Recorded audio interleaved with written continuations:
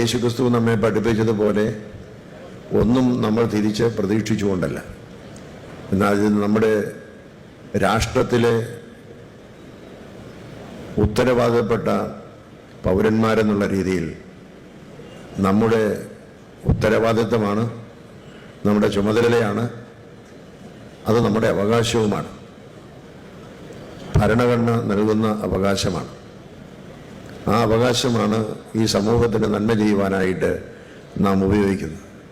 അതിൽ ജാതിയെന്നോ മതമെന്നോ രാഷ്ട്രീയമെന്നോ ഏതെങ്കിലും തരത്തിലുള്ള വേർതിരിവ് ഇന്ന് വരെ മലങ്കര സഭ കാണിച്ചിട്ടില്ല.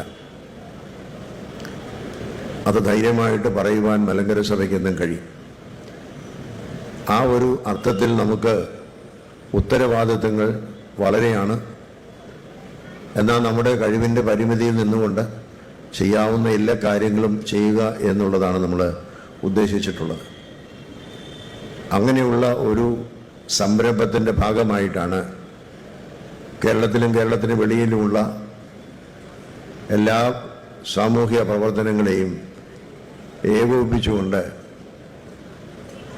ഇന്ന് പരുമല ആശുപത്രിയുടെ ശുശ്രൂഷ വിപുലപ്പെടുത്തുവാനായിട്ട് നമ്മൾ ആഗ്രഹിക്കുന്നു. അഭിനന്ദ തിരുമേനി, അധ്യക്ഷൻ തിരുമേനി പറഞ്ഞതുപോലെ ഈ കേരളത്തിലുള്ളത് മാത്രമല്ല, കേരളത്തിൽ പ്രത്യേകിച്ച് വെളിയിൽ ചെന്നൈ ഭദ്രാസനത്തിൽ അല്ലെങ്കിൽ കോയമ്പത്തൂരിനടുത്തുള്ള തടാകം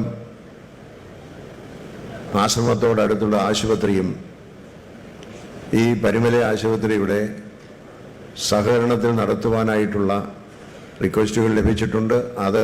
അതിൻ്റെ ഉത്തരവാദിത്തപ്പെട്ട ഒരാളാണ് അഭിമന്യ കൂറുലോസ് തിരുമേനി അതിനെക്കുറിച്ച് നിങ്ങളോട് പറയുന്നതാണ്. അതോടൊപ്പം തന്നെ ഇടുക്കി ഭദ്രാസനത്തിൽപ്പെട്ട ഒരു സെൻറ് ഗ്രിഗോറിയോസ് ഹോസ്പിറ്റലുണ്ട്.